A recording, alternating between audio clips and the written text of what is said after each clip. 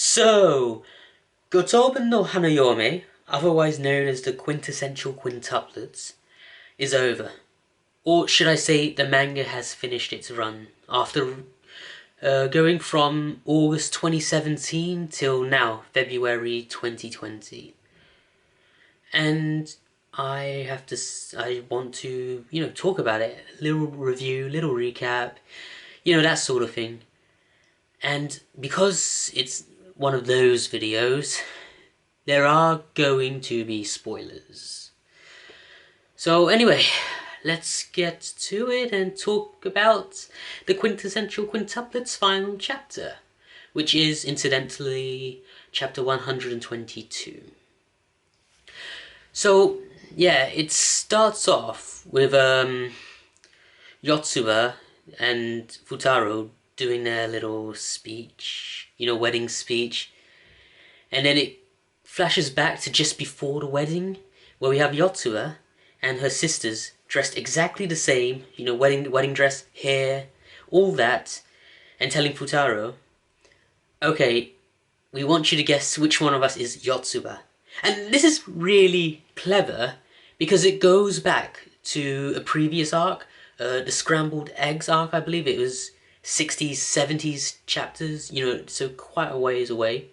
Because you see, back then, Fuutarou, his dad, his sister, the quintuplets and their dad went to this holiday place that was run by the quintuplets' grandfather. And then, they all dressed exactly the same. Dressing, they all looked like Itsuki. The one who wants to be the teacher. So, yeah, so Fuutarou can't tell who's who. And he actually has a word with their grandpa, and he, wondering how he knows who each of them are, tell them apart. And he basically tells them it's love. So this is a nice callback, because it's going to show, well, if you really love Yotsuba, then you'll be able to know which one she is. So that was really cool. So it keeps, sort of like flashing back between Yotsuba's speech and Fuutarou making his guesses. Well, not really guesses, because he actually knows. That's a brilliant thing. So it starts off with Ichika. Yotsuba talks about her, and then Fuutarou goes to the first quintuplet, says, yeah, it's definitely you. And he does that with each of them. And it's just so amazing, because it's kind of like, yeah, even though he's marrying Yotsuba, even though he's fallen in love with her, he still loves the quintuplets, the other quintuplets as well, and it's just so amazing.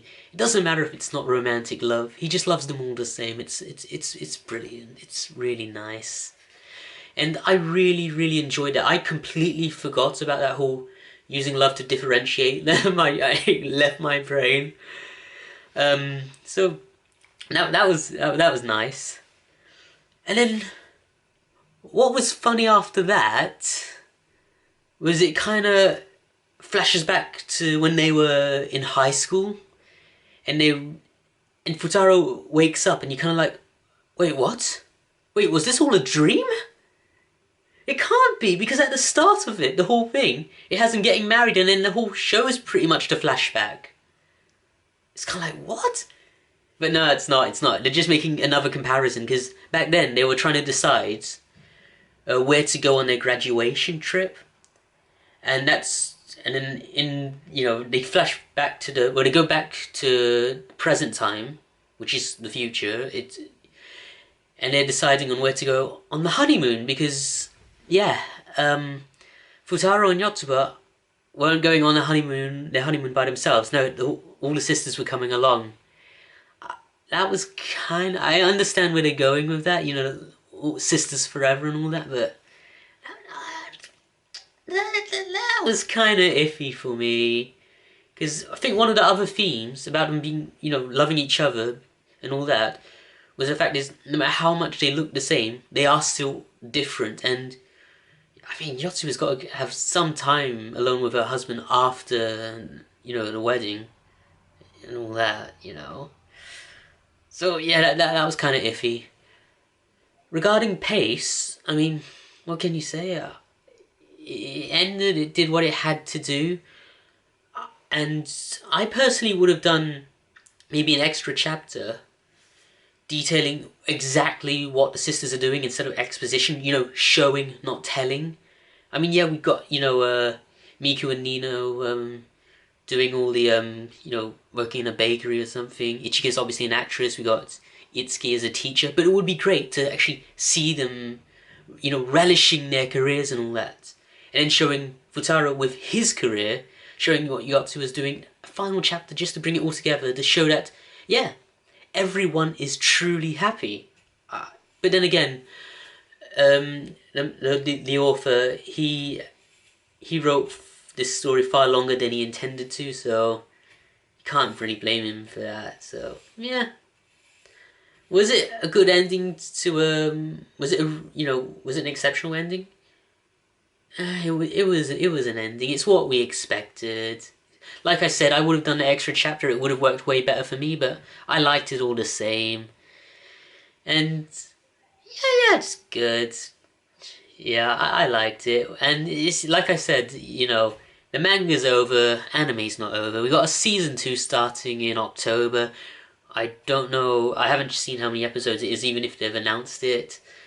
And I would love it if I did a video previously. I'll probably link that at the end about should we or will we get a season 3.